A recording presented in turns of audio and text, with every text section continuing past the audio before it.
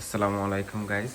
এই যে দেখেন, আজ আমাদের ওই দিনকের সে স্পেশাল শেফ আজকে তার নতুন একটা রেসিপি নিয়ে এসেছে। এটা হলো অনেক সুন্দর ভেজিটেবল। দেখেন কালারটা দেখলে আপনাদের খাইতে অনেক ইচ্ছে করবে। তো আমরা ওর থেকে শুনি রেসিপিটা কীভাবে সে কী করলো। এই দেখেন। আচ্ছা ঠিক আছে ভাইয়া, বলো তো কি তোমার রেসিপিটা, নতুন রেসিপিটা সম্পর্কে আমাদেরকে একটু জানা। আসসালামু আলাইকুম সবাইকে। আসলে আজকে অ্যাসাইনমেন্ট ছিল, সকাল থেকে অ্যাসাইনমেন্ট করতেছি। সেই গত ভিডিওতে আমরা বলছিলাম যে মেজবানি মাংস খাইছিলাম, সেটাই লাস্ট খাইছি। এরপর থেকে আসলে খাওয়া দাওয়া হয়নি, কারণ টেনশনের কারণে। তো এখন খুব খিদা লাগছে, চিন্তা করছি কী খাওয়া যায়। তোফাইল ভাই আমাকে ফেলে খেয়ে ঘুমাই গেছে, কিন্তু আমার রান্নার সুবাস সোহেল ভাইকে আবার ডেকে নিয়ে আসছে এখানে। তোফাইল ভাই বলতেছে যে কী রান্না করতেছো। তখন আমি দেখাইলাম যে আমার খুব কেন জানি ঢেঁড়স খেতে ইচ্ছে করছে। আসলে আমার ঢেঁড়স খুব পছন্দের, আমার ঢেঁড়স জিনিসটাই খুব ভালো লাগে।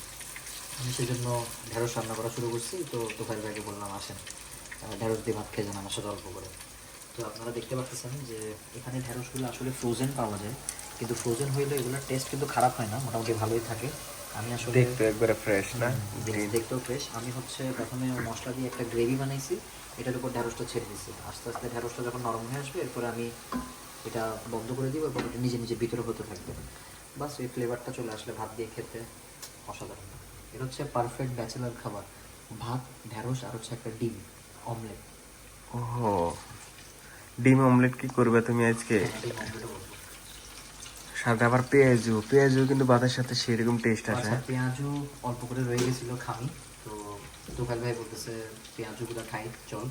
হ্যাঁ, বললাম ঠিক আছে চলেন পেঁয়াজুও খাই, সমস্যা কী। খাচ্ছি যখন ভালো আমরা সব খাওয়া দাওয়াগুলো ভালো মতোই করতে হয়, এটা হচ্ছে সবসময় আমরা মাথায় রাখি। খাই খাই।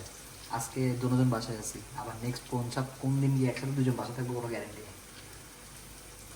এরপরে এখানে মাঝখান দিয়ে যে বলছে আমি খেয়ে নিছি ওরে ফালাইয়া, ও কিন্তু একটা স্পেশাল মিশনে ছিল, এই জন্য আমি ওকে ডাক দিতে পারি নাই। স্পেশাল মিশন আমার অ্যাসাইনমেন্ট ছিল। এটাই, ভিউয়ার্স, আমার অ্যাসাইনমেন্ট ছিল, আমি স্টুডেন্ট, আমি এখানে পড়ালেখাও করি। আসলে এটাই হচ্ছে আমার সেই কাজ জন্য ছিল। আমি খাইলেছি। আপনারা আবার অন্যভাবে ওর ওই কথাটাকে নেবেন না। না, তোফাইল ভাইয়ের সাথে আমি অ্যাসাইনমেন্টের মাঝখানে বসে অনেকক্ষণ গল্পও করলাম, তোফাইল ভাইকে গানও শুনাইলাম, এরপর গিয়ে আবার কাজ করছি। যাক, তাহলে আমাদের কি আর কি জানি বলে পরে আর খাওয়ার টেস্ট করার সময় আবার একটু আরেকবার খাওয়াটা আমরা কেমন খাবারটা আছে করে আমরা আপনাদেরকে হালকা করে রিভিউ আপনাদেরকে দিব, রিভিউটাও লাস্টবার দিয়ে দেব। আপনাদেরকে একটু দেখাই দিই ঢেঁড়সটার কি অবস্থা হয়েছে।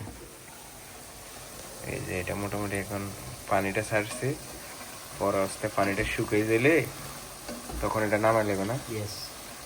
দেখি আমরা কি হয়।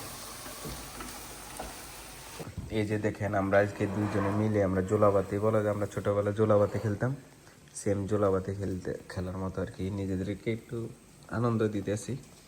আর রান্নাটা কেমন হয়েছে ওর থেকেই শোনেন। আমি আর কি বলবো, ওর ভেজিটেবল, আমি মাংস রান্নার মধ্যে যেমন এক্সপার্ট, এক্সপার্ট বলতে ওর কথা মতো এক্সপার্ট আর কি, ও যেরকম বলে এটা আমার মনে হয় না যে আমি এক্সপার্ট, বাট যেহেতু ও বলে এই জন্য আমি মনে করি যে ভালোই হয়। কিন্তু সবজির মধ্যে ও হলো বিশাল বিশাল এক্সপার্ট, এবং সবজি এবং কেওয়ার পেঁয়াজু এটা সেটা এগুলোর মধ্যে সে অনেক এক্সপার্ট। এখন বলো কেমন হয়েছে খাওয়া? ভালো হয়েছে, মজা হয়েছে। আসলে দুইটা জিনিসের কমতি থাকার কারণে একটু মিসিং, সেটা হচ্ছে একটা টমেটো, একটা উপর দিয়ে একটু ধনিয়া পাতা। আর অ্যাপার্ট ফ্রম দিস, এত কম সময়ে খুব ভালো একটা খাবার হয়ে গেছে, আসলে পেট ভরে যাবে।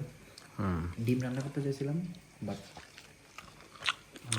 যেহেতু পেঁয়াজু আছে, পেঁয়াজু আছে, আমরা পেঁয়াজু খাচ্ছি, আর সময়ও নাই যে এখন ডিম রান্না করবো। কোনো মতে খেয়ে দিয়ে নামাজটা করে ঘুমে যাবো।